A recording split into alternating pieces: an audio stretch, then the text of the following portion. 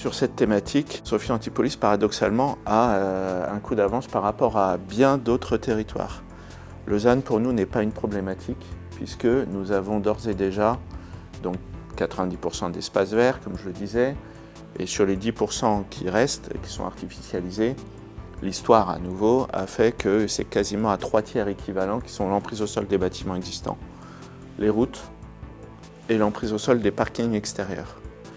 En tant que pouvoir public et aménageur, aujourd'hui, l'ensemble des PLU de Sophia oblige à ce que l'ensemble des parkings soient en souterrain ou en tout cas en infrastructure.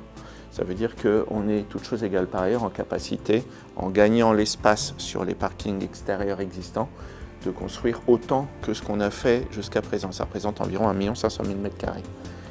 Et ça a mis presque 60 ans, donc toutes choses égales par ailleurs, ça veut dire que sans toucher un espace vert, 1 m² qui est non artificialisé, on a une capacité à continuer à se développer de façon très importante.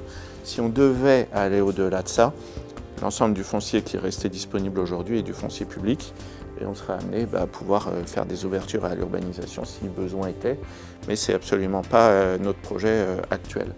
D'autant qu'un marché privé s'est créé en réhabilitation, en démolition-reconstruction, et avec François là-dessus sur ces aspects de requalification de sites avec Symphonia par exemple, c'est un exemple typique, ex-site chimie industrielle lourd, transformé en bureau de 10 000 m² avec une désartificialisation et avec, qui plus est, des gestions de risques inondations qui sont bien meilleures que ce qui préexistait, parce qu'avant il n'y avait rien.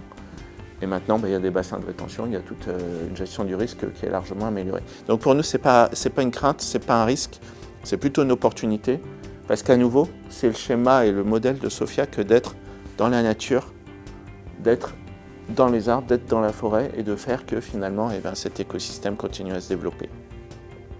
Intrinsèquement, la Sophia Antipolis, effectivement, ce tiers qui est la nappe de parking est une opportunité. Les anciens sites sont une opportunité. Et puis, il y a les actifs aussi qui sont au bout d'un cycle de vie, qui sont libérés. On a pu aujourd'hui aller faire un certain nombre de visites avec Jean-Luc et constater que l'immobilier a un cycle de vie. Les ouvrages qui datent des années 80-90 commencent à avoir leurs difficultés, les difficultés de positionnement sur le marché parce qu'on arrive avec du produit neuf qui répond aux enjeux de l'utilisateur, à son bien-être, à son enjeu, à son quotidien. Et donc, nous aujourd'hui, société de gestion, développeurs et je dirais investisseurs sur Sophia Antipolis, on a regardé les trois prismes. C'est-à-dire, on regarde l'opportunité d'acquérir des sites avec des nappes de parking, de construire en infrastructure ou par silo des nouveaux parkings et d'amener des nouvelles opérations qui permettent de moderniser et d'offrir du produit neuf. On en profite pour amener le réseau intérieur des bâtiments, on en profite pour amener l'autoconsommation, ramener de la performance énergétique sur les ouvrages pour libérer aussi de la capacité énergétique sur la zone de la CASA, sur la zone de Sophia, qui est un enjeu majeur pour aujourd'hui, je pense, la CASA.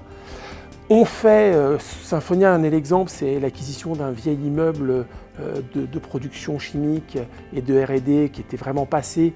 On le rase et on construit un immeuble neuf, toujours dans cette stratégie.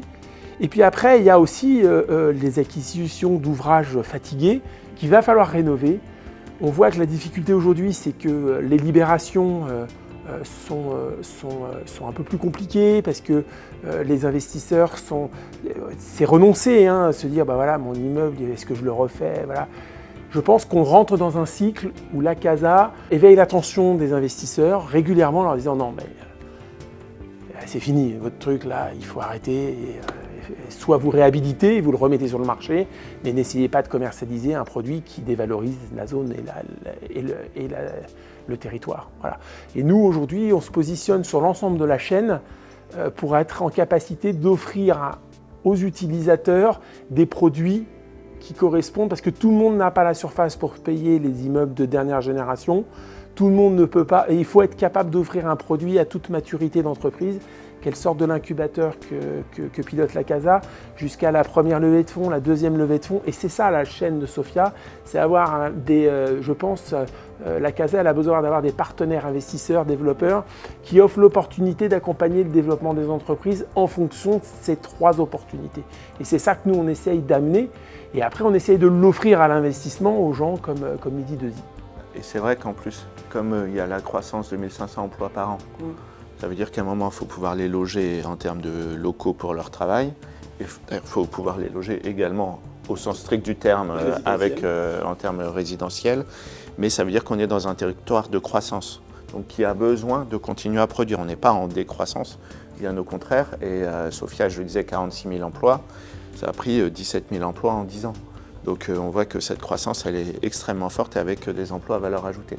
Ce qui vient solvabiliser aussi quelque part la capacité et la nécessité de continuer à produire parce que cette croissance nécessitera, quoi qu'il arrive, de la transaction et derrière de pouvoir avoir des locaux qui sont disponibles pour accueillir de l'activité. Je suis particulièrement ravi de l'avoir entendu à 2 titres. Le premier, c'est que ce que je vois, c'est qu'il y a une technopole qui a une vision. Un aménageur qui a une vision, et aujourd'hui, j'en côtoie, et tous ne l'ont pas.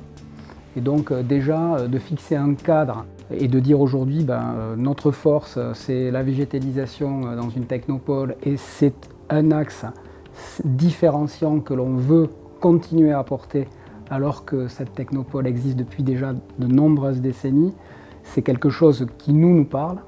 Parce que je trouve que dans le métier d'investisseur demain, le sens qu'on pourra donner aux jeunes qui vont venir nous rejoindre, c'est également de pouvoir contribuer à régénérer des immeubles qui ont une obsolescence programmée. De toute façon, on peut se le dire, mais c'est une réalité, cette obsolescence programmée, elle s'accélérera dans le temps. Nous, en fait, on est un entremetteur entre le monde de l'institutionnel et le monde de la construction. Notre singularité, c'est qu'on vient d'abord et avant tout de l'immobilier. Moi, mes premières armes, je les ai fait dans une entreprise major en immobilier et j'ai fait des travaux pendant des années. Toute l'équipe que j'ai constituée au niveau des investissements viennent de ce milieu-là parce qu'il nous semble essentiel que ce qu'on amène à nos clients, c'est d'abord et avant tout un support, un actif immobilier. Donc ça, c'est important et en même temps, on parle le langage des institutionnels, qui est un langage très financier, qui est un langage avec des risques, qui est un langage avec tout un tas de codes que nous savons aujourd'hui appréhender. Et on vulgarise finalement l'acte de construire à travers leur code à eux très spécifique de financier. Et donc, ces opérations, elles représentent des risques, forcément, parce que souvent, quand on parle de régénération d'immeubles, on parle d'un immeuble où il n'y a pas forcément de locataires. Donc le contexte actuel, c'est vrai, est très difficile, mais ce contexte, il n'est que conjoncturel, il n'est pas structurel. Donc je pense que dans les mois ou les années à venir, on se repositionnera forcément sur ce type d'opération. Et si j'en fais à Sophia, j'en ferai avec Valimo.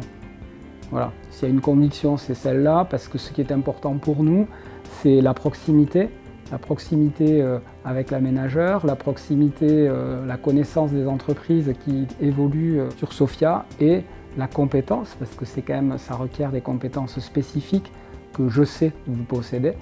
Nous, finalement, on sait se parler avec François, on se comprend, on parle immobilier, c'est super, et moi j'adore ça, parce que ça me fait revenir à mes premiers amours.